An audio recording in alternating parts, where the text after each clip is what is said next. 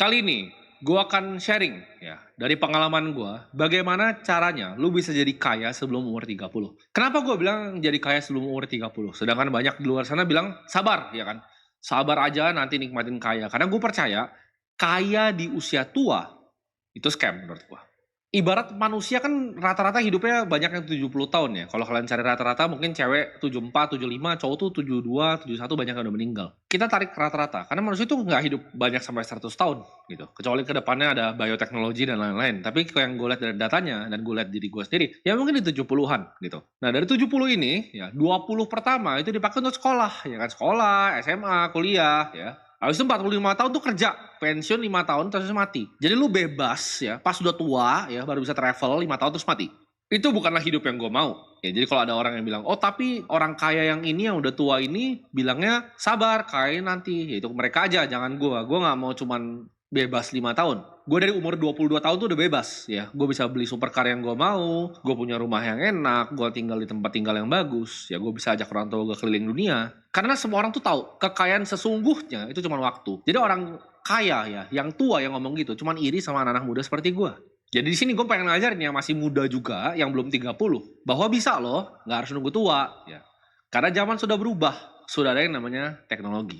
Kalian jangan mau ditipu sama kata-kata seperti itu, kaya harus tua, jangan mau ditipu. Ya, karena waktu itu selalu lebih berharga dibanding uang. Itulah kenapa mereka yang ngomong seperti itu masih naiknya private jet. Karena mereka tahu waktu lebih mahal dari uang. Cara menang di hidup ini, itu yang pertama lo harus benerin tuh yang ada di dalam kepala lo, ya. Yang gue sebutnya mindset. Ini zaman dulu banyak influencer yang cemooh gue, ya. Influencer monyet gembel yang tadi bilang, oh apa yang penting genset, ya kan, keset. Tapi mindset ini yang bisa bikin diri gue itu ada seperti sekarang. Jadi jangan mau diremehin kalau lo pengen belajar tentang mindset. Mereka yang cemooh soal mindset itu bahkan orang tuanya sendiri, ya. Lihat anaknya seperti pelawak kayak gitu di TikTok tuh malu punya anak seperti itu. Mindset yang pertama yang kalian harus punya yaitu percaya ya. Ini kan gue ngomong konteksnya dalam kaya ya.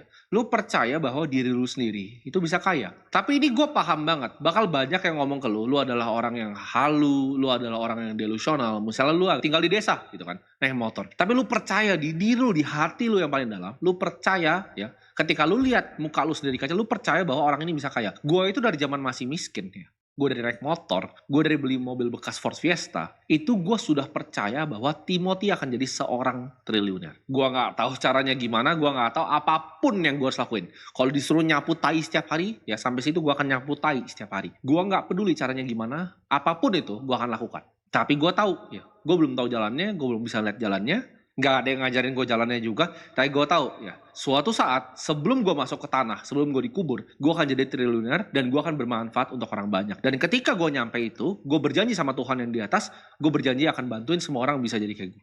Jadi itu yang gue tepatin janjinya sekarang. Lu harus percaya dulu ya.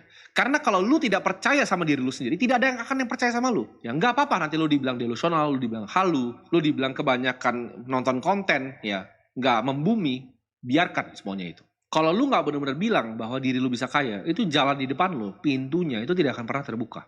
Dan lu jangan takut ya dikucilin sama teman-teman lu yang ngatain lu halu, karena dengan lu punya mindset seperti ini, lu akan ketemu dengan orang-orang yang punya mindset seperti ini juga. Gue senang ketika gue punya grup besar yang ada partnernya banyak, dan semuanya mindsetnya sama. Semuanya yakin mereka bisa jadi triliuner yang lebih kaya lagi. Dan ini seru banget. Ayo kita lomba yuk ke 30 triliun. Yuk. Siapa duluan nih? A, ya kan?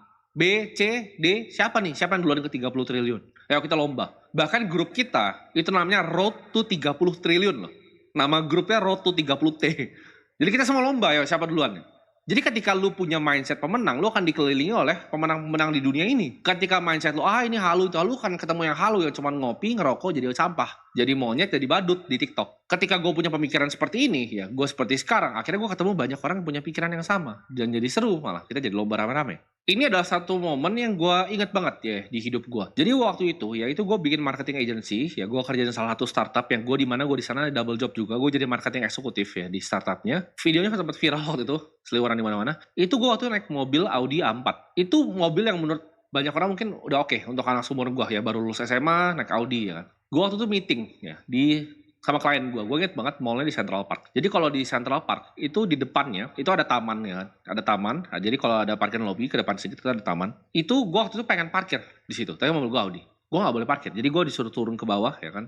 Yang ada muter itu baru parkir yang di atas dan gue jalannya agak jauh karena gue mau meeting di restoran yang ada di pinggir taman itu. Jadi gue harus kayak parkir ke atas, gue turun. Tapi pas di belakang mobil gue persis, itu gue inget banget ya. Ini dulu ya. Itu ada di belakang gue tuh ada Ferrari 458. Itu warna merah.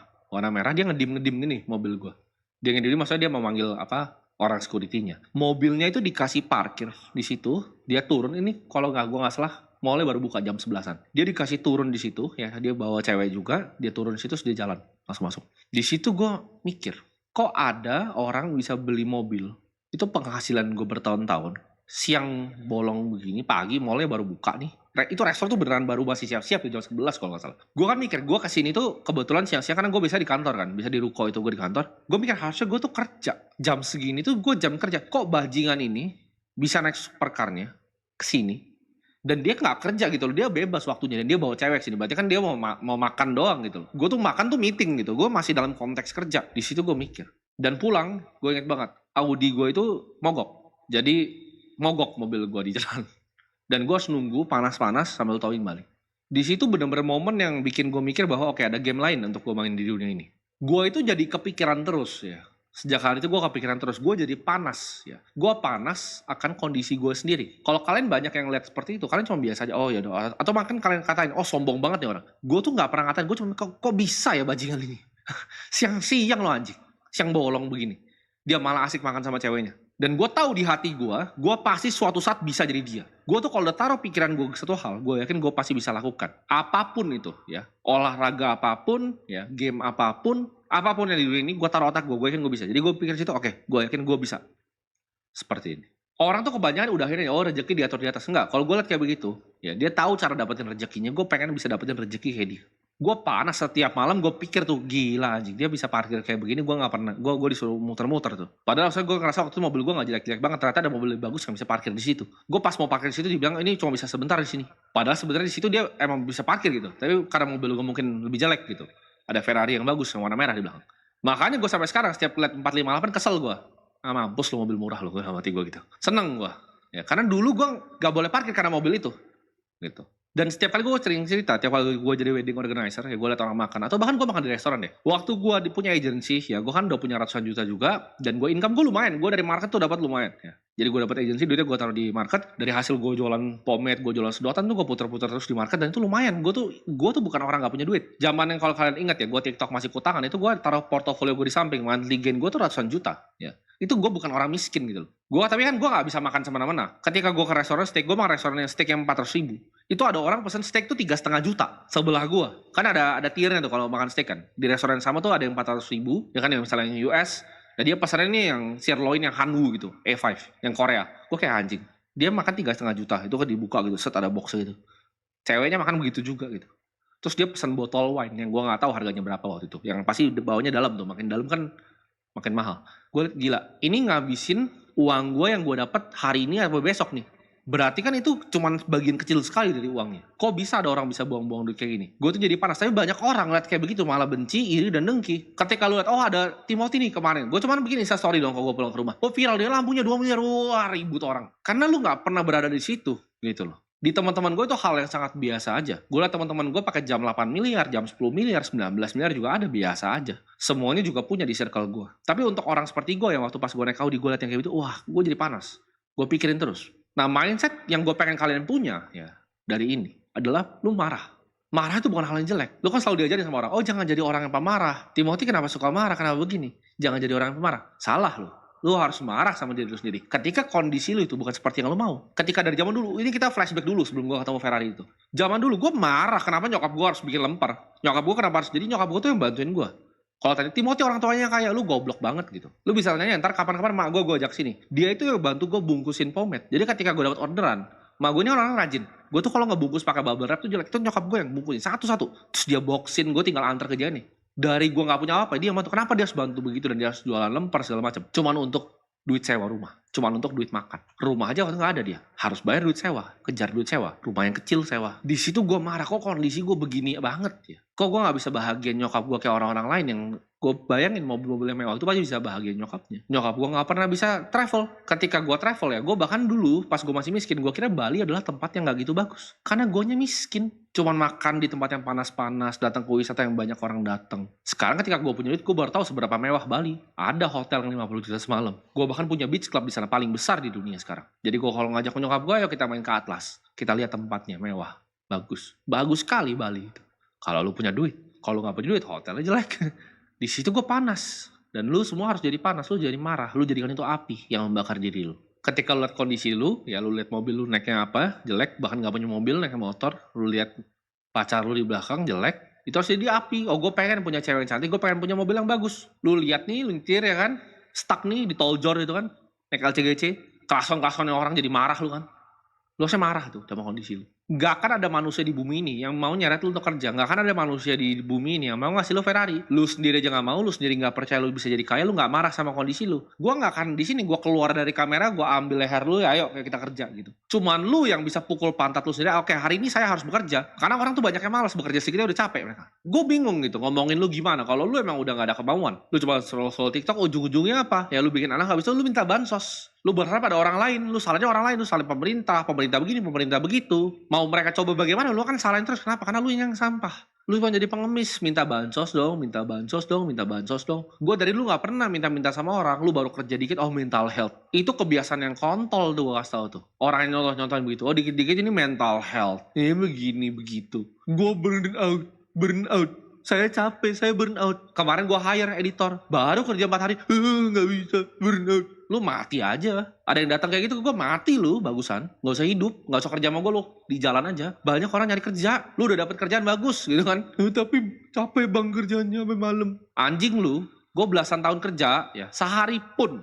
Satu, gue ngomong, sini gak ada gue libur, gue gak pernah burn out, gue gak pernah mental health tai anjing itu. Kecuali lu tentara, pernah kena bom temen lu PTSD itu boleh lu mental health. Selain itu, lu tidak boleh ngomong ke gue, saya mental health, saya depresi, anjing lu. Kerja, gitu. Marah sama diri lu sendiri. Dan ini mindset yang gue pengen punya lu lagi ya. Tadi lu inget-inget gitu. Jadi ketika gue ngomong gini, jangan cuma angin lewat gitu. Yang pertama lu harus percaya sama diri lu, yang kedua lu marah sama kondisi lu, itu dulu.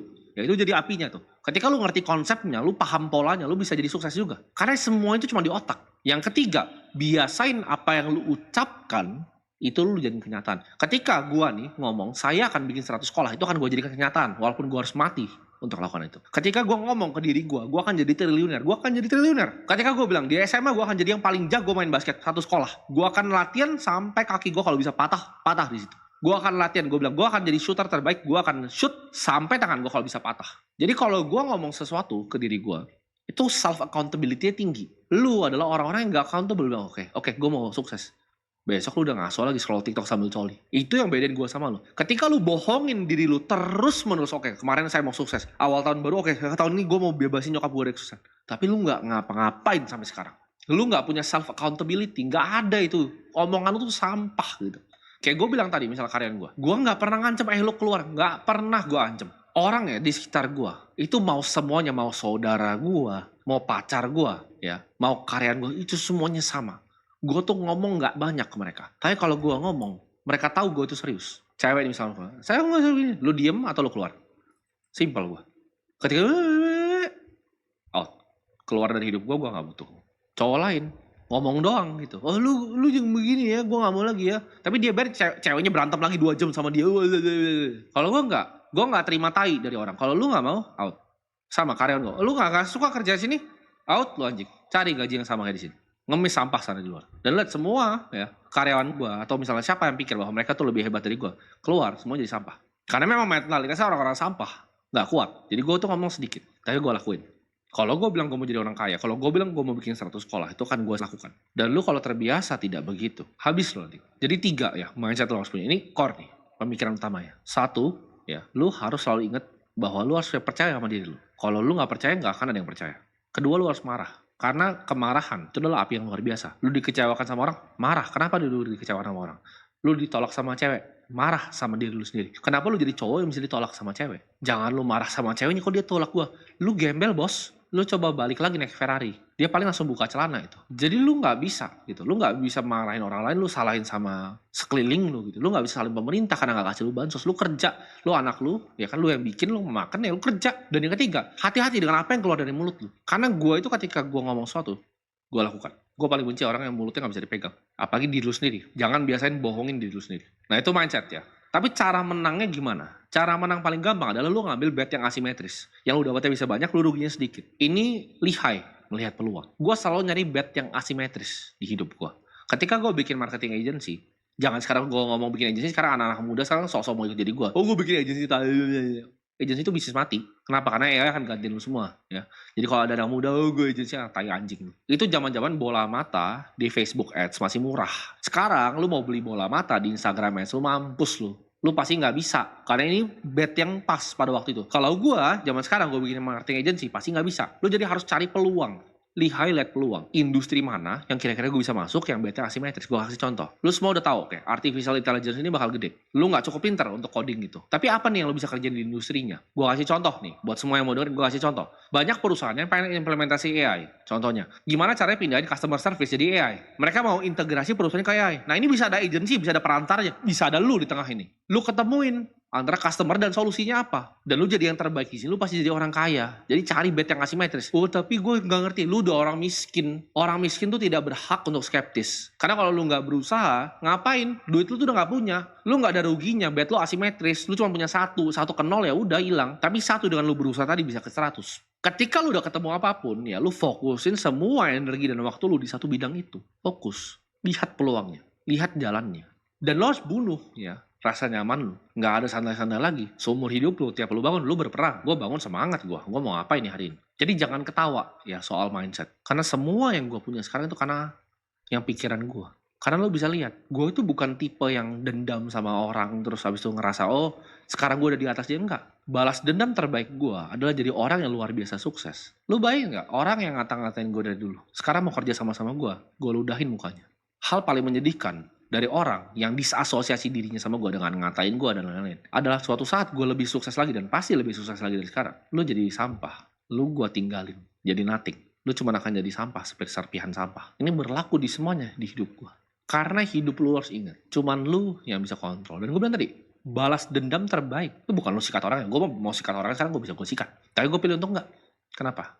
Gue cukup tenggelamin mereka dengan sukses gue lebih besar. Oh gue punya partner yang dulu anjing, gue gak perlu balas dia. Mau balas mah gue bisa balas. Tapi apa yang gue lakuin? Gue diam dan gue jadi 1000 kali lebih sukses. Itu yang akan bunuh orang lain secara perlahan. Dan semuanya akan ketinggalan di bawah kayak sampah jadi. Dan hal yang mereka nyesal adalah gak bisa berasosiasi lagi sama gue. Jadi semoga semua yang nonton ini ya, lu semua bisa sukses sebelum umur 30. Karena ingat, sukses muda itu lebih penting dibanding sukses tua. Ngapain sukses udah tua? Udah jenggotan lu, udah jadi kakek-kakek. Mau naik private jet aja udah pakai tongkat. Jangan mau ditipu sama orang seperti itu. Karena mereka cuma iri. Gue tahu dari dalam hatinya mereka semua cuma iri sama gue. Jadi cari cara yang paling cepat. Cari bet yang asimetris. Cari industri terdepan. Lu cari celahnya kita tadi. Itu gue kasih contoh satu. Lu bisa cari ada banyak. Puluhan lah. Kesempatan selalu banyak. Bus tuh selalu ada. Lu tinggal mau ambil kesempatannya. Langsung hantam ke dalam. Investasi lah di edukasi diri lu sendiri. Dan semoga yang nonton ini semua bisa sukses sebelum umur 30.